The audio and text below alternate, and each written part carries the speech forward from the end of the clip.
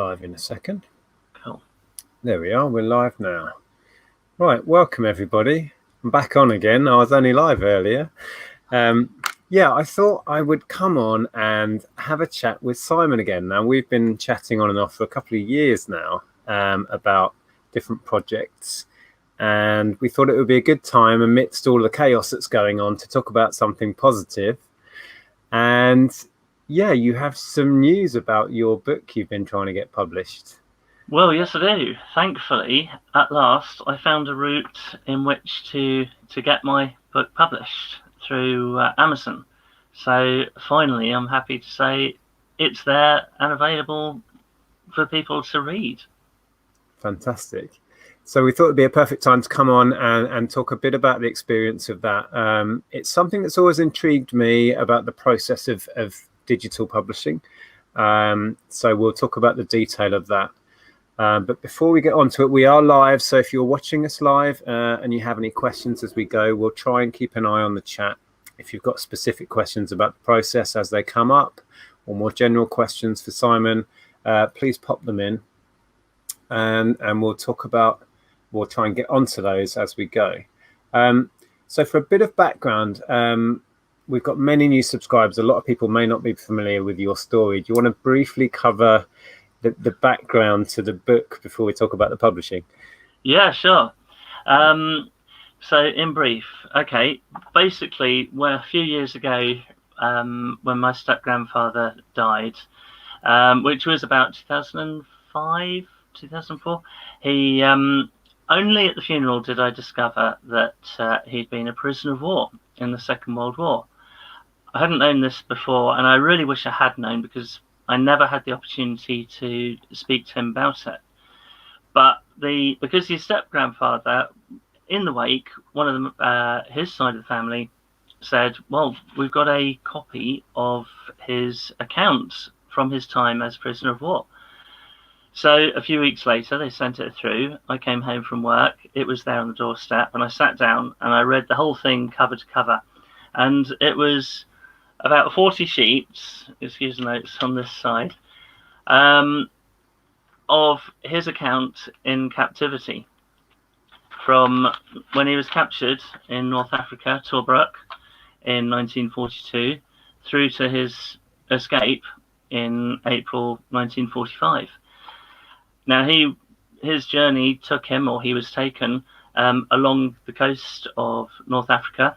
Eventually, he was taken on a boat across to the south of Italy, and then he was taken to camps through Italy, and then up through to the north of Italy, through Austria, into Germany. He went into Poland for a bit, back into Germany, and finally escaped.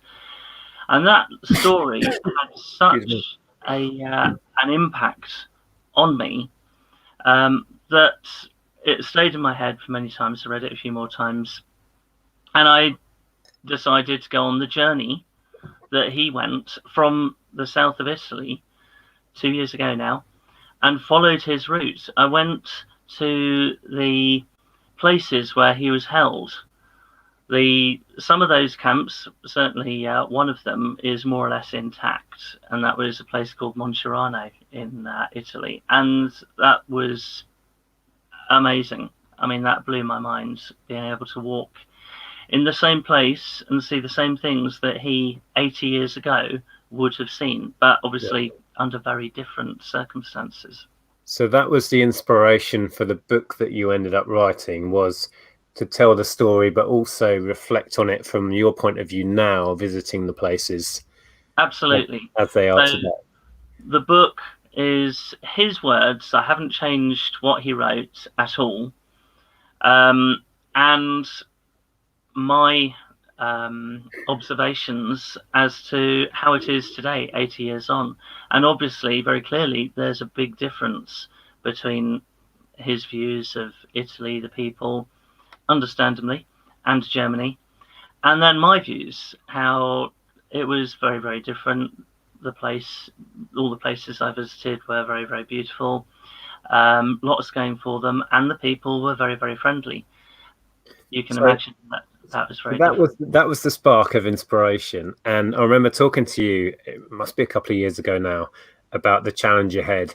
And weirdly, looking back, what you thought might be the difficult part, which was writing a book, was the relatively easy part of this challenge. And you seem to kind of speed through that.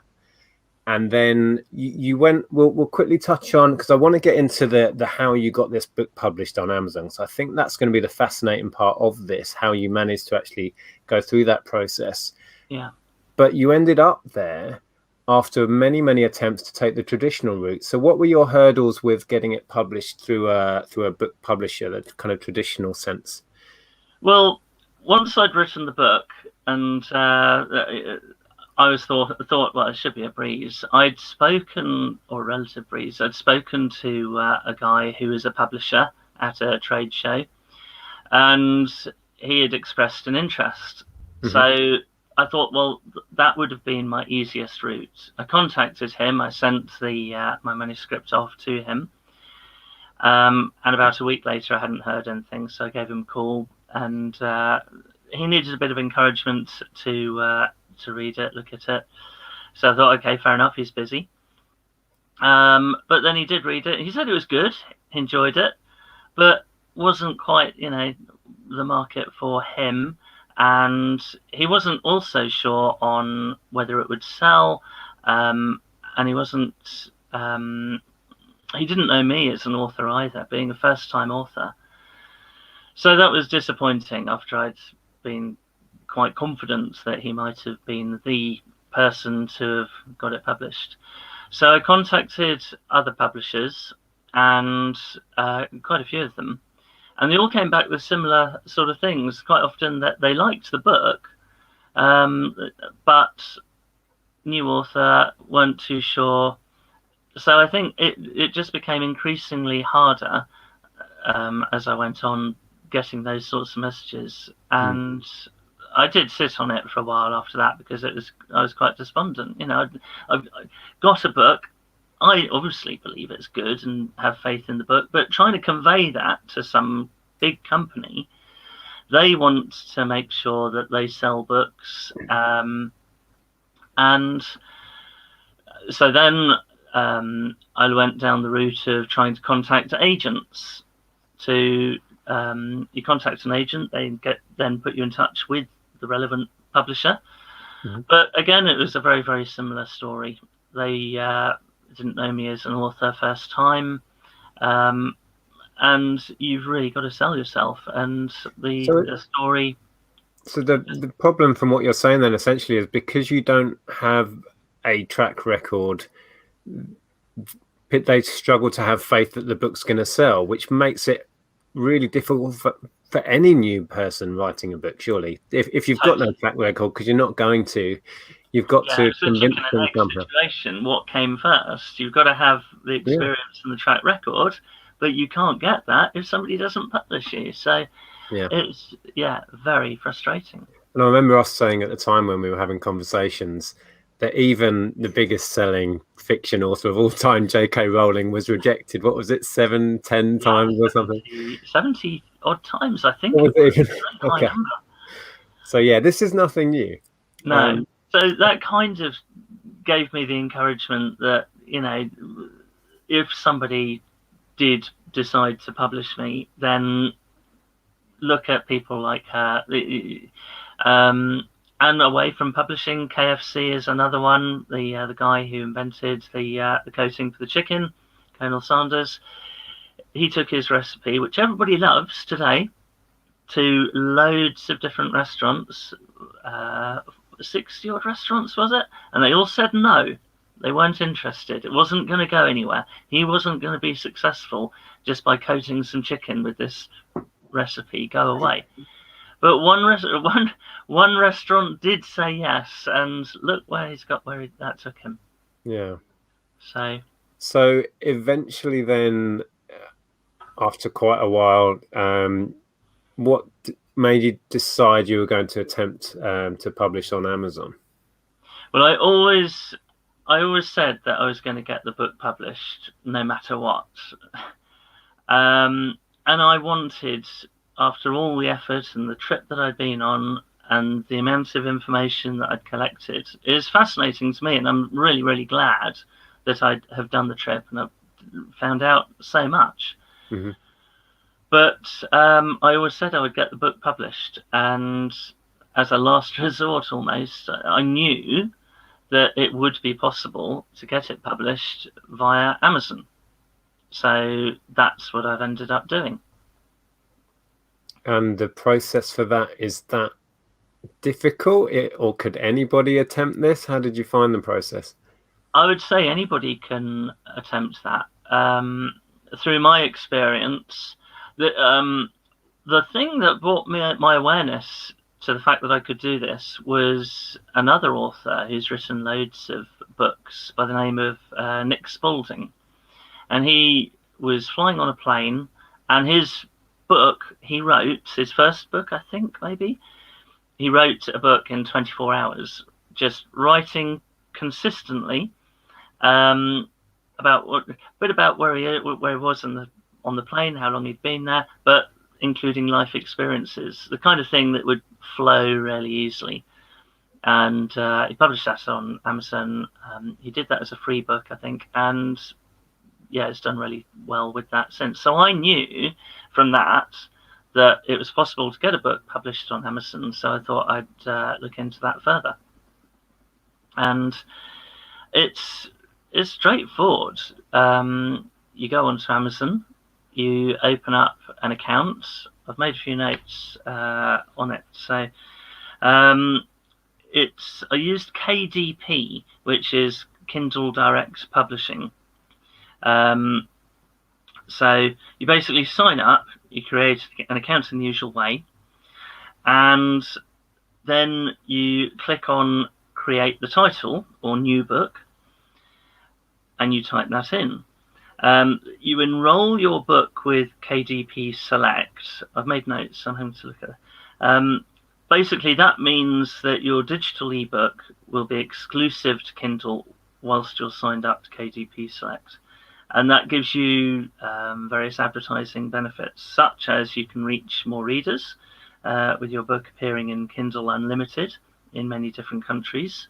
So if you're somebody who has Kindle Direct anyway, then you can get the book for free, because you're paying a subscription to Kindle Direct. Nothing to do with me, it's just a Kindle thing.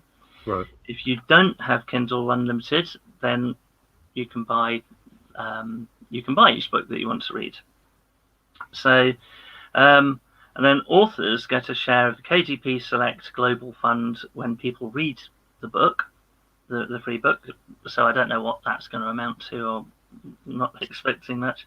So can I just ask, at this point, is there a point where you say, do you want to offer your book for free, or do you want to monetize it? Is that an option, or do Amazon take control of that side? Yeah, because I'm in that program, then anybody who has Kindle Unlimited will be able to get a copy of the book for free. Right. But if you're not in that program and you buy the odd book now and again, then you buy the book, and so I know that I'll get a percentage of the figures. So I think it's like a couple of pounds per book that you get as an author. It's not, you're not talking big money, but okay. So that's what I did there. But I thought, if it's got a chance to get out there and to get more readers, then the other advantage of that, I believe, and I could be wrong here, the more people that click to read your book, free included, means that the sale of your book goes up the rankings. And Amazon has a ranking system, if you don't know, or for those people who don't use Amazon and don't know. So if you see by any item on Amazon a sales rank, that number might be anything from 1 down to 10 million. And the lower the number, i.e. closer to 1 you can get, the more of that item is selling. Mm-hmm. And I guess once it's available somewhere, it means in the background you can be promoting it through sharing links to it and promoting it through Facebook or whatever means you might have of promoting it. At least it is available somewhere, so you can just direct traffic to it if that's the way you want to self-promote, I guess. That's right, yes. And the more links that are driving, that you can click on on different sites that drive people to the site to see your book, then the more opportunity. It's kind of like a funnel, I guess. Yeah. And speaking of which, I've linked the Kindle version below. So, like you were saying, if people have that kind of account, they could read it for free because they're already paying for that account, right? Yes. If you've got the unlimited edition, if you're subscribed to Kindle Unlimited, then you're already paying a fee per month, and you get any number of free books. So you'll be able to get a copy of my book within that. Yeah.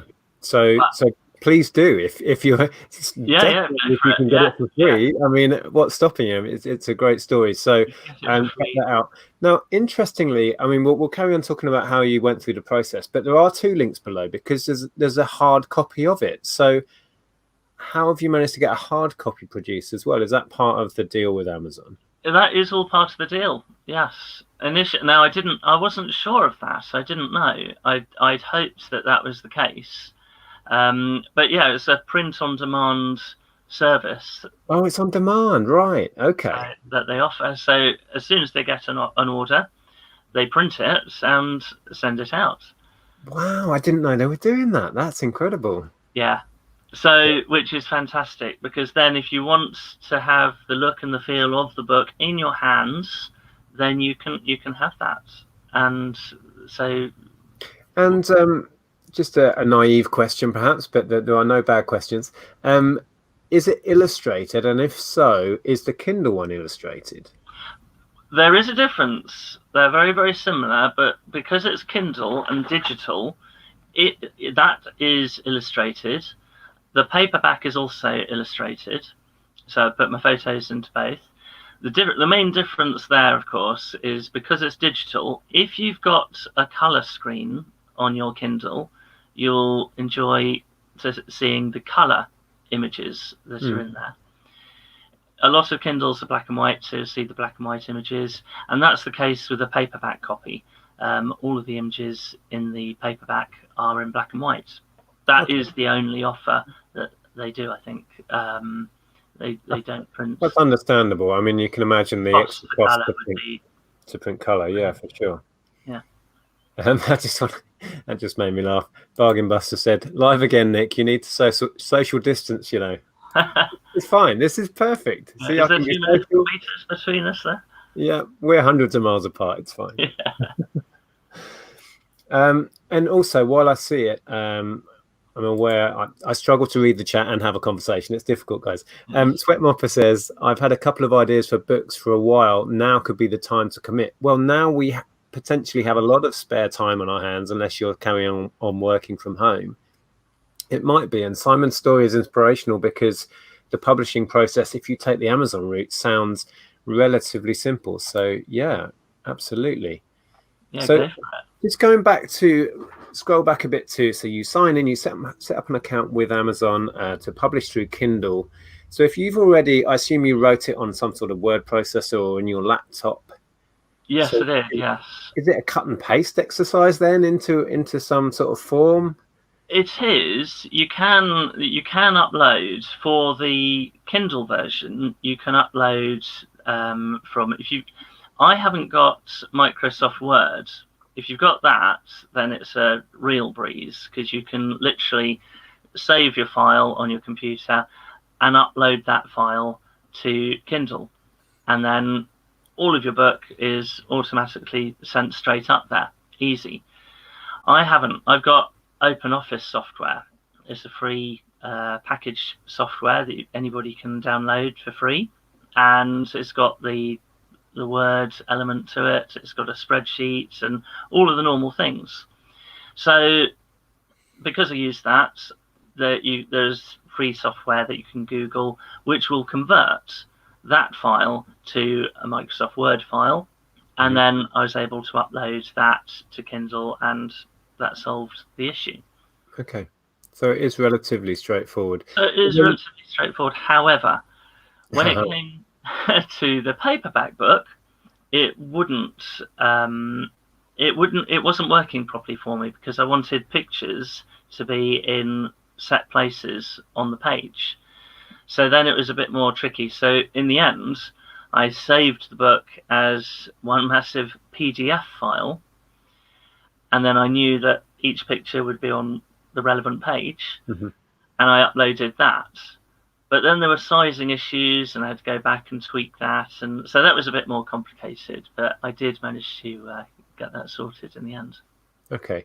Can you opt to just do the digital version and not fiddle around and offer a paperback? Yeah, if you just want to do the digital version, then you can leave it just as that. You don't have to also go for the paperback version. Right. So I'd always said that I wanted to have a physical copy of the book, and so that was what I wanted. So that's what I did. Yeah, I think it's great to have both options as well, because it's the sort of book, as long as you can get the awareness out there that people would like to potentially to buy and gift. You can gift a digital thing, but it's not the same. So I think it's great that you've got both out there. Now, the other thing that kind of instantly comes into my head is, from Amazon's point of view, are they editing this at all? Do they want to know the content? Surely there has to be somebody that goes through, because you could publish anything. And is there any restrictions to what you can write, or does somebody have to say, okay, I've had a look, it's fine to publish? No, it's all on you. I think I don't know if you printed out some real garbage, and that would reflect on you as an author, and you probably wouldn't get very good feedback on that either, because people can leave you reviews. Yeah, I understand you could write a terrible book and put it up there, but is there any sort of process where, because there's stuff you don't want to be promoting, anything that you shouldn't, I didn't know if there was any sort of edit. If there's not, then okay, that's no, there doesn't seem to be. I was able to upload it, and it was published within 24 hours. Right. So none of that. For my book, I was very aware that it needed to be proofread, and so I was lucky that my mum and dad were able to proofread it for me, and they went through it, with a fine tooth comb, and so we're able to change the odd word here and there, or the grammar in a few places, and because of that, it's the result is really, really good. So, but it is all on you as self-publishing to get it exactly right, exactly as you want it. They don't step in, but then it's a free service. You're not paying them to do anything. No. If you're doing traditional publishing, I think they would proofread it and make sure that it was acceptable to their readers before they went ahead and published it. But yeah, there's got to be some sort of there's got to be somebody in there to verify it. But with the self-publishing that I've done, yeah, it is all on you. So I was just thinking as well, how do people find that? I presume when you publish, you select a category within Amazon. I assume you can refine it that way, so people who are just browsing could potentially stumble across your book because you've highlighted. Is there a keyword element in what you do? There are two categories that you can choose, and so I think one was European history was one category, and I think the other category was World War II history. I think those are sort of the two categories that I went for. And is there some sort of keyword box? I'm imagining you can put in a load of topics. Yes, you can put in your keywords, because then anybody searching for those keywords, then they'll be able to, in theory, come across your book as well. Right. Because people would search for those keywords, they wouldn't necessarily. No. They're not going to type in. Of course, and it stands to reason. If you were interested in prisoners of war, Second World War, that's what you would search, and hopefully it would throw up your book as one of the results. So have you? I assume you can track sales within this, and you can and see how many sales, and have people just naturally found it by searching, do you think, or you're not aware how they find it? I'm not aware that anybody's found it naturally, and bought a copy. It gives me details as to anybody who's bought the copy, because you get a couple of pounds commission on each book sold. So so I get that report. I don't get any reports of any of the free books within the global program that I mentioned. Yeah. So I don't know what will happen there.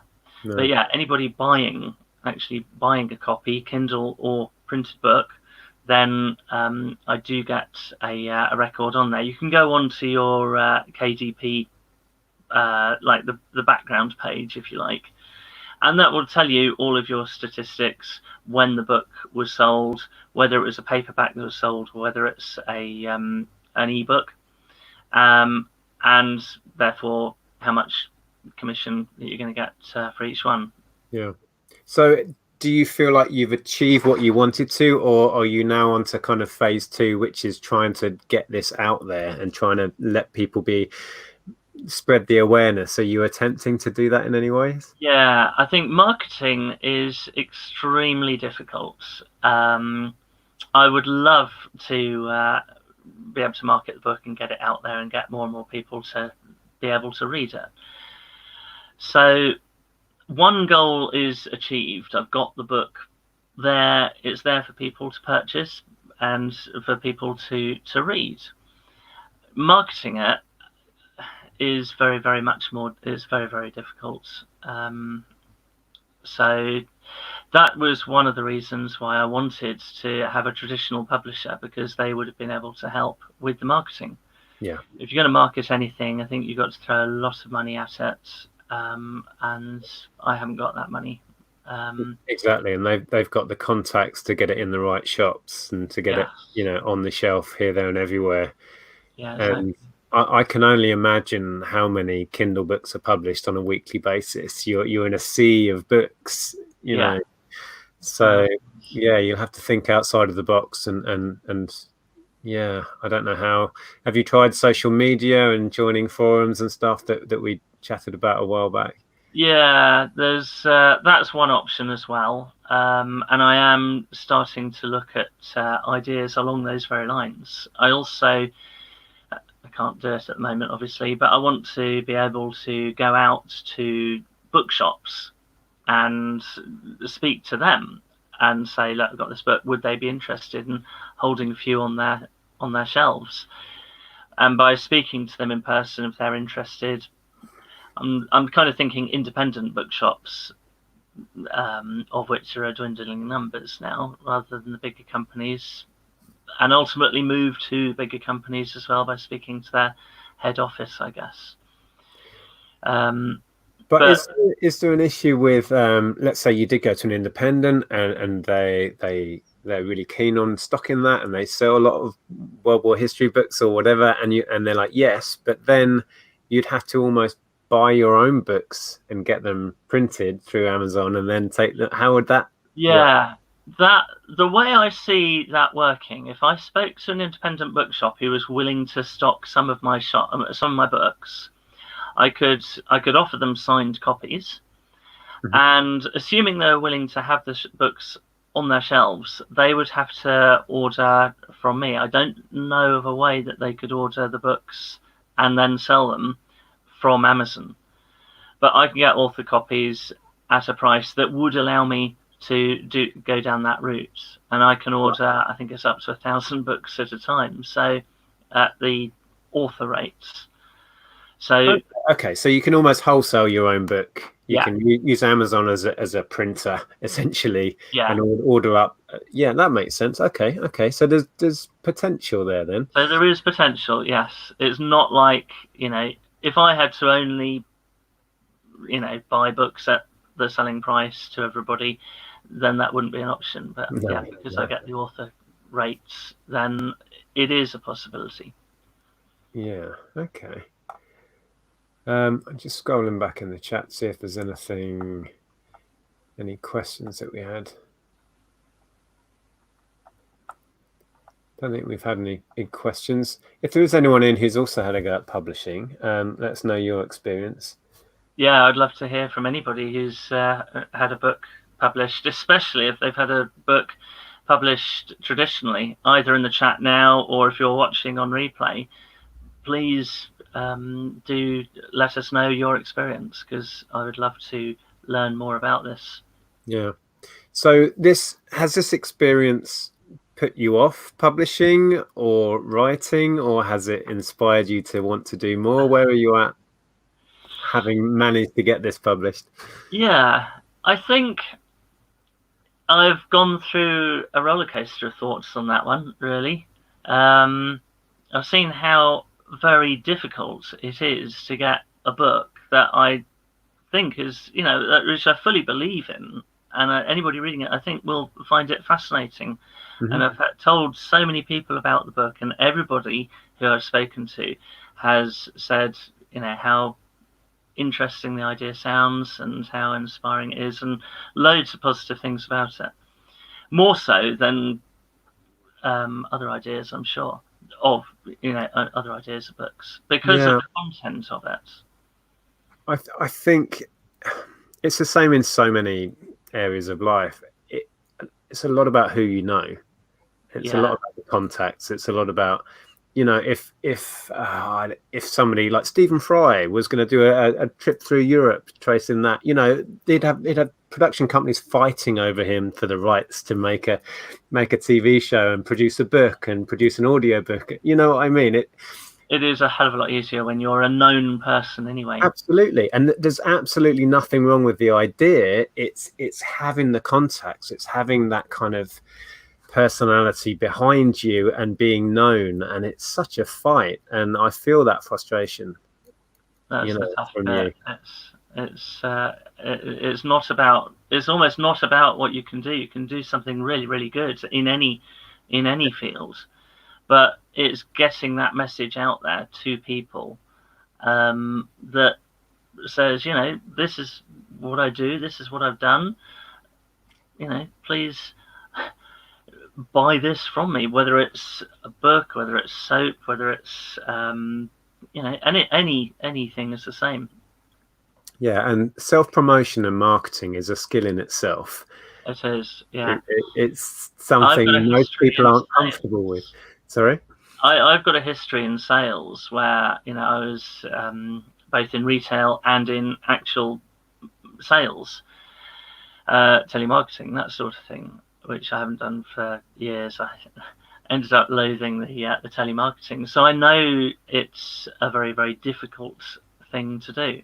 Mm-hmm. But to market online, there are so many different ways. And there's lots of people out there who'll tell you what to do. And some of their methods are very, very good.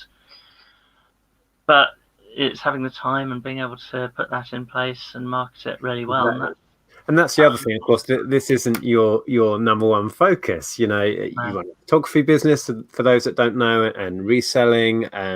So finding time to pursue these other things is very difficult. I just want to read a few comments. Dobie there says, I had a textbook published by John Wiley and Sons back in the 80s. Fantastic. Wow. Susie Sells, hi, says, most bookshops will stock a sale or return. So you would be investing your money in stock rather than spending or losing it. That's kind of the route that I'm kind of heading in, I think. So if a shop is happy to do sale or return, that would be brilliant, because you could almost put a number of books into a bookshop, and if they weren't selling, you could then take those out of that bookshop, put them in the next bookshop. Yeah. So you wouldn't really lose anything. Let's see what else we've got.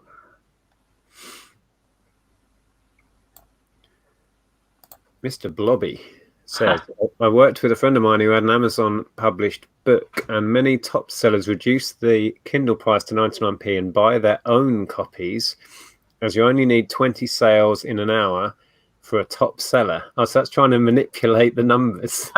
Well, that's manipulating the numbers, all right. But that's I like the idea. You're not saying no. No. F&S Resellers, hi, good to see you. Says, I'd love to publish the book, definitely something for the future.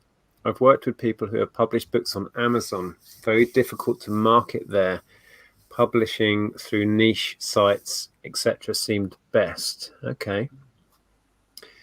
So what sort of niche sites? I guess meaning any sites involving Second World War, prisoners of war, that sort of thing, I guess. I think so. I mean, in this day and age, it's not hard to find a group of people who have a common interest. There's Facebook groups for everything, there's forums for everything. So, but it's then getting in there and feeling like you're not just turning up to spam your book at them. That's the thing. There are some Second World War sites that I've seen, or pages, groups on Facebook. But one of the rules usually is no selling allowed. So, yeah, and then it becomes difficult again. Have you ever had the thought that local newspapers are always looking for a story, and if you're a local man to a local paper who has been on this journey and published a book, they might well do a little article on you, because and you can then talk about the book and talk about your route, put some lovely pictures in that you've taken. They're always looking for content. Yeah, that's a good point. And it is something a few months ago that I thought would be a good idea, and I still think it's a good idea. I haven't given that much thought lately. I don't know why, but that is a very good idea. So maybe I should contact the local. It's an avenue, isn't it? You know, and it drums up, and you might, from the little experience I've had of doing this sort of thing, like with YouTube and how we've managed to grow a channel, you don't know who's going to stumble across a certain video or going on another channel to talk about something, who's going to be watching that, and then you build up contents, and it's not contacts, rather. It's not so much about getting in the paper, it's who might read that, who might know somebody who would, you know, open a door somewhere else. It's those sort of things. Yeah, sometimes you just get the right person reading the right article or listening to the right program. And going back to what we said before, that with a lot of these things, it's who you know. It's finding that content of somebody that says, that's perfect for my little niche book publishing firm I have here in Devon or something. Yes. Do you want to talk? And there you go, and you're off. I think any history teacher, people like that, you know, they might be interested, because it's there aren't too many stories like I published in this book, and you've got a lot of stories from the heroes, you know, the people who did a big story like Dam Busters and all that, and so many thousands of different stories. So that's what was fascinating for me, a story that was way less heard. You don't hear that many. You've got the Great Escape and Escape from Colditz, but nothing like this. No, well, one of the fascinating things, and I remember when you were traveling, was as you described briefly in the intro, was how far he went and how many different camps he will have witnessed. There can't be that many people who traveled that far. There were of course many thousands that were incarcerated during the war, but he seemed to just get passed from pillar to post. Yeah, I think that, I mean, there were thousands of prisoners of war who were carted in that sort of direction. There was another book that I managed to get hold of, I can't remember who it is. Ken D'Souza is the author of a book. Can't think of the name of the book now, but if you look up his book, it's very, very difficult to get hold of that book, because it's like when I saw it first, I looked on eBay and Amazon, and I saw one. It was like £150. It's very, very rare. But his story was he had done part of the same route as Bob, my step grandfather. He had been on a plane, basically crashed in North Africa. He'd walked through the deserts 4 days, 4 nights, so starving and having to suck moisture off stones to survive that journey. And he fell into enemy hands near Tobruk, went to a couple of the same camps, and where Bob was moved out after a year or so of Monterano, and the train started taking them up north into Germany, Ken D'Souza, with one other person, found somewhere to hide within that camp. If he'd been found, he would have been shot dead. But he stayed hidden for about a week, best part of a week. The Germans cleared out, and he was able to walk out of that camp, with his mates, and they stayed pretty close to the town, and were looked after by this Italian family that didn't have to do that. And if the Italian family had been discovered hiding them, they themselves would have been killed straight away. So it was a very dangerous time. But he's written about all that in his book. Yeah. And eventually, through what I learned were the escape lines, managed to get out of Italy. So it was fascinating. Yeah. And that's the thing. Through doing this project, I've discovered so many things that I otherwise never would have known. And one thing that I thought was incredibly special, and I feel very honoured about through this, somebody else was interested. And before I went on the trip, I got to talk to somebody I know is called Chris Barris, and it was his father he said I should meet, and I did. And it was approaching his 99th birthday. So Pat Barris, or Major Pat Barris, not only survived the evacuations in Dunkirk that he told me about, but he was also one of the soldiers on D-Day. And I've included this also in my book because it was so relevant. And he talks about his experience getting on the boat, crossing the channel, and being on the actual beach, making his way through heavy fire, getting to the other side of the beach, and eventually made it into the town of Crosshill after much heavy fighting and many stories along the way. And he was able to hold that town. And if you visit Crosshill in France today, there is a water wheel which they've built in the town, and he's got the freedom of the town to go and visit there anytime, which he did. And I've got a picture in my book of him standing by that very water wheel. And then a year later, towards the end of last year, I was invited to his 100th birthday. I mean, I couldn't ask for a greater honour than that. I'm just somebody who's written a book and included his story in my book, and to be invited to, I mean, that was really special. So there's been a lot of good things that come out of this. Exactly, and you'll find that just putting yourself out there, making the effort, and writing the thing has already opened doors, as you've just explained. You know, and given you experiences you wouldn't have had. So, and when you talk to people about this, other people open up and tell you a story that you never would have heard. I spoke to somebody only the other day, and about this, and they said that their grandfather had been in the war, and I think she said he'd been a prisoner of war, and he'd got a number of medals. She was one of 4 siblings, and I think it was all her brothers. They were given his medals, and when he'd been out there, the one thing that he kept with him in the desert was a pebble. And that pebble had collected moisture on it, so he'd been sucking that pebble every day as a survival method. That was his water for that day. Just imagine that, how little you're getting off that pebble, but that was a survival measure. So he kept that with him in his mouth the whole time. And so she hasn't got the medals, which are brilliant, but she's got that pebble, and she's got it framed. It's on the wall. I mean, a pebble, but it means so much, and the sentimental value of that is incredible. I highlighted this comment earlier and I forgot to read it. NCKYG there says, some people open up little bookshops with open mic nights, food and drink.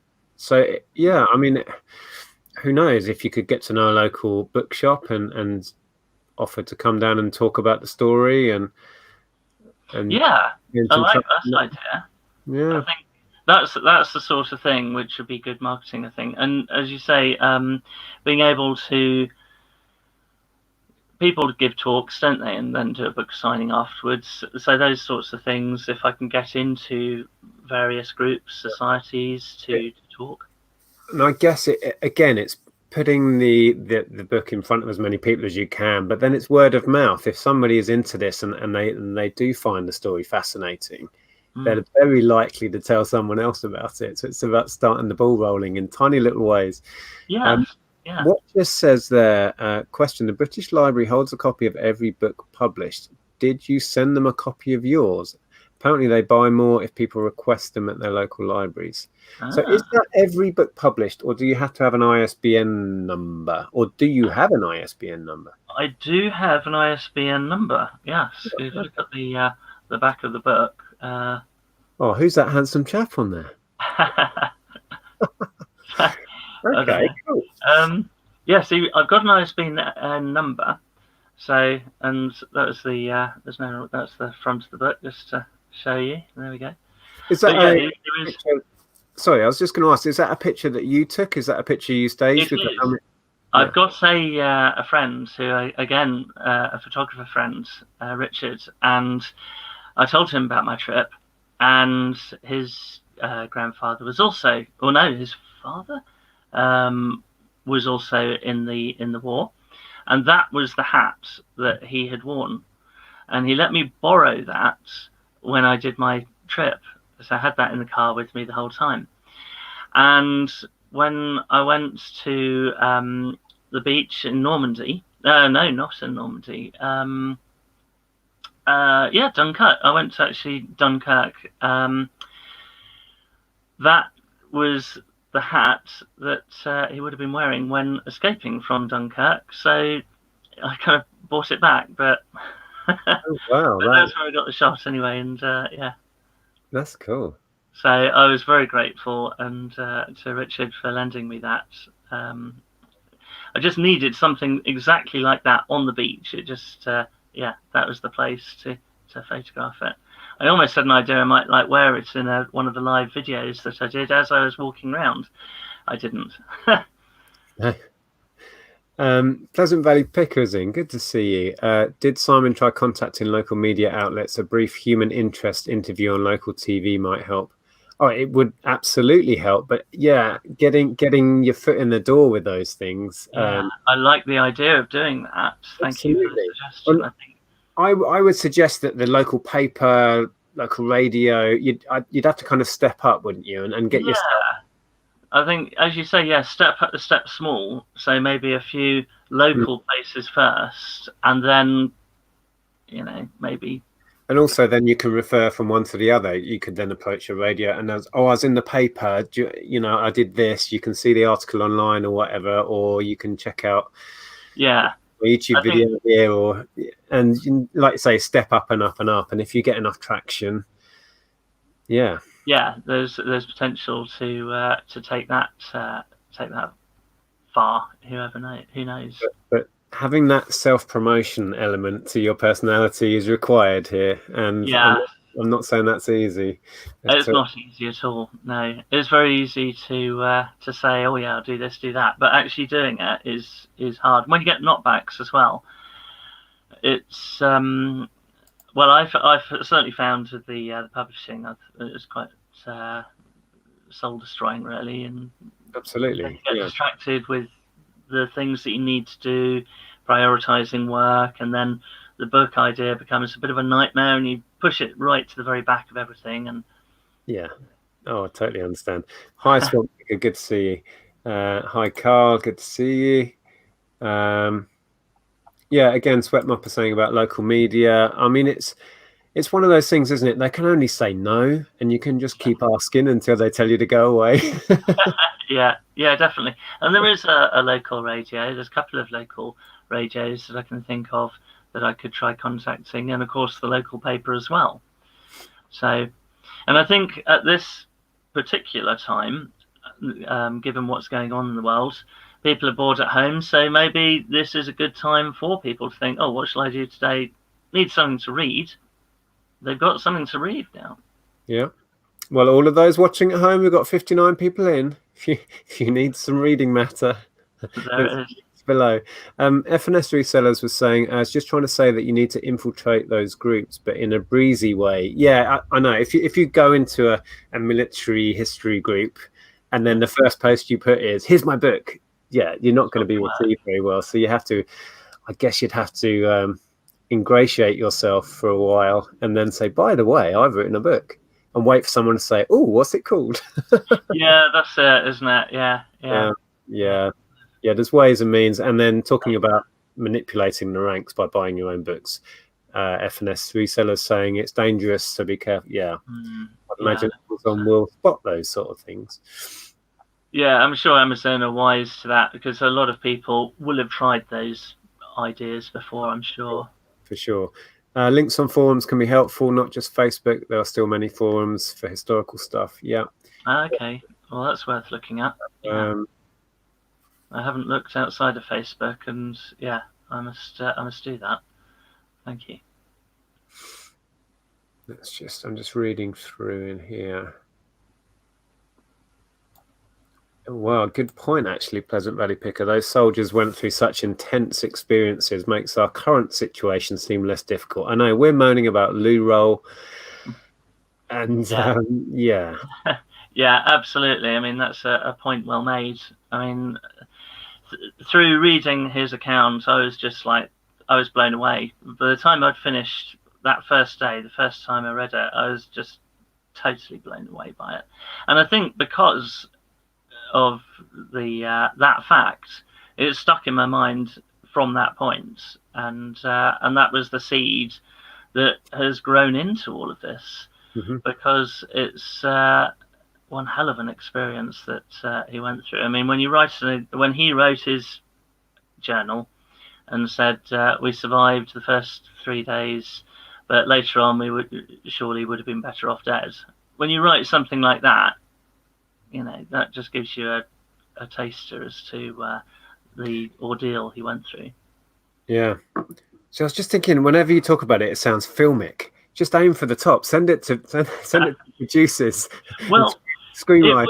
It would actually work really well as a film, because not only have I got his story, and he came up through Europe and made it to the North Germany and escaped through to the desert rats.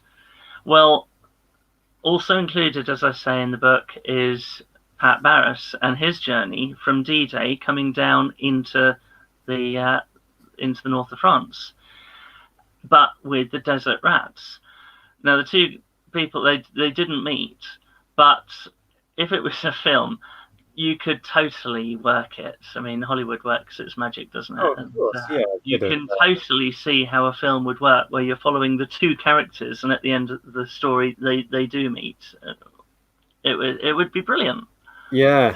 Oh, absolutely. And you could have some bizarre connection between them that plays out, and then yeah, absolutely, a relationship or anything, you know, wife at home, they could backstory. All the Hollywood screenwriters watching, get Simon. Drop me a message.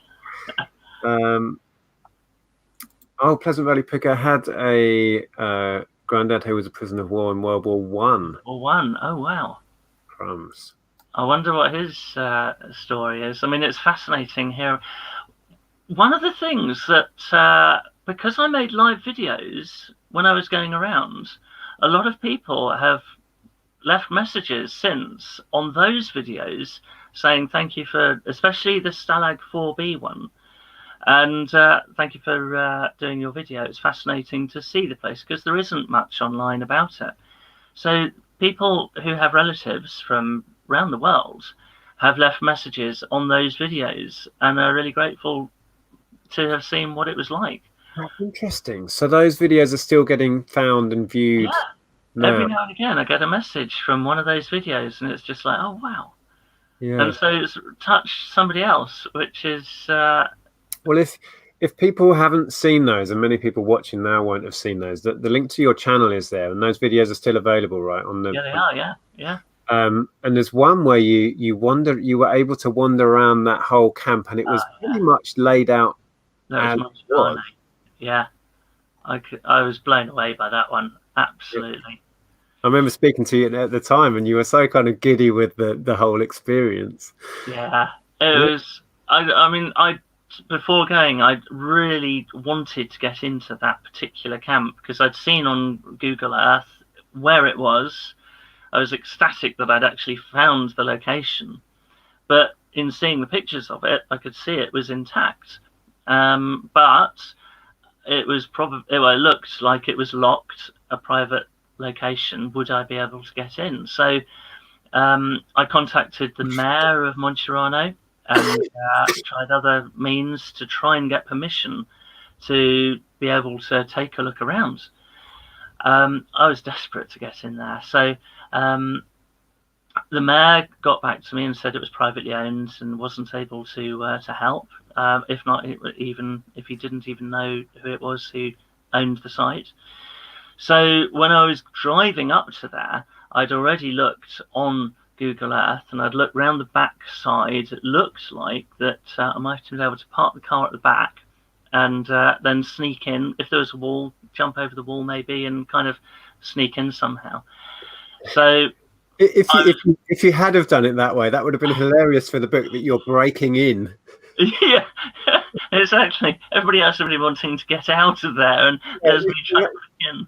You can imagine your step grandfather looking down, thinking, "You're breaking into the damn place, you fool!" I know, always doing it the wrong way around. It ended up that you just kind of walked in the front, didn't you? Oh, I couldn't believe it. I was so nervous driving there, knowing that in my back of my mind what I was going to do and probably get arrested by Italian police. But when I got there, the gate was open, and I saw somebody driving in a forklift truck. I stopped the car and just grabbed my camera and just ran after that truck, which disappeared. So I took a number of photos straight away. Then I met the driver of the forklift truck, and I thought, oh, God, here we go. But he was Italian, so we couldn't communicate. But through the phone and Google Translate, we were able to have this texting conversation. And he was so friendly and helpful, and he ended up showing me around the whole place. And we went into a room early on, and he gave me a copy of that, which was... you can't get it. You can only get it if you go there, type thing. But that had pictures of it as it was, and lots of information written in there about the actual site. I was totally blown away. Absolutely. Did you document, as you were just describing, that story in the book that you published? As in your exploits getting in. Yeah, because I've got Bob's story as he told it, and then there's my story there as well. So yeah, excellent. Because that in itself is a brilliant little story. Brilliant. Yeah, I was just overjoyed. And when I was there, only because he'd shown me into this room, there was a picture of another camp. And initially, in my excitement, I was thinking, oh, it's a picture of the camp as it was. But it turns out it wasn't. It was this camp, which was Eden Camp. An Eden Camp is a prisoner of a German prisoner of war camp in Yorkshire, and there's a link between the escape lines and Ken D'Souza, who I'd found out about, I think, through this, yeah. So that map I worked out was this prisoner of war camp, and I mentioned that in the back of my book because it shows the comparison between prisoner of war camps, and on the continent, Germany and Italy, they were not well looked after, whereas in this country, the English looked after the prisoners of war from Germany, Italy, really well, enough that after the war, a lot of the prisoners carried on working quite happily in the fields, got married to local English women. A vast difference. Very different. That's really interesting. Yeah, I'd never known or thought about the comparison between any of that. Yeah. I quickly want to mention before I forget again, Johnny is in. Hi, Johnny. Mentions talk radio, doing in-depth conversations with authors. So again, it's putting yourself out there and finding an email of the right person. Yeah, there's a local talk radio show again near me, Guildford, and I mean, if anyone watching this now or watching this after the fact, many people don't watch these live because it's inconvenient. If you're watching this later and you know somebody who may be able to help promote this, just drop us an email or a contact below, and I'll monitor the comments. So what else have we got? Pleasant Valley Picker again saying, yeah, if Simon started with local media, maybe eventually could end up on national late night show. Well, who knows? Graham Norton, you got to shoot for the moon. Well, yeah, you never know. Good idea. Yeah, exactly. You've got to start small and build it, haven't you? Okay, I think I'm at the bottom of the chat there. Okay. Well, we'll wrap this one up soon. I really enjoyed that, and I'm so pleased for you that you've got to that point where it is available for people. And if anyone watching is interested, the links are below, so go over and have a look. Or if there's somebody in your family who you think might be interested in that sort of thing, if they need a gift, there is a hard copy available. Yeah, we will see you through these few months where you've got nothing much to do anymore. So. Yeah. But a big part of these videos that we do is to try and inspire other people. I think we all need to hear other people's stories and to know that we all struggle with these ideas and these projects that we're doing. And it was just, yeah, a very positive message to put out in this time of confusion that we're in. So, yeah, thanks for coming on. I appreciate that. Thank you. Thank you very much. I appreciate your time, and thank you for everybody watching. No, it's a pleasure. So stay safe, everyone. We'll be doing a quiz over on our quiz channel tomorrow. We're doing a live pop quiz with guests. We're doing a panel one. So if that sounds amusing, and I'm sure it will be, please come and join in with that. The link for the quiz channel should be below, as are the links, as we said, to the book and Simon's YouTube. Go and check out the videos of when Simon was at the camp in particular, because that's fascinating. So there we go. Thanks again, Simon. Thank you. Thank you very much. And we'll see you all soon. Stay safe, and bye for now.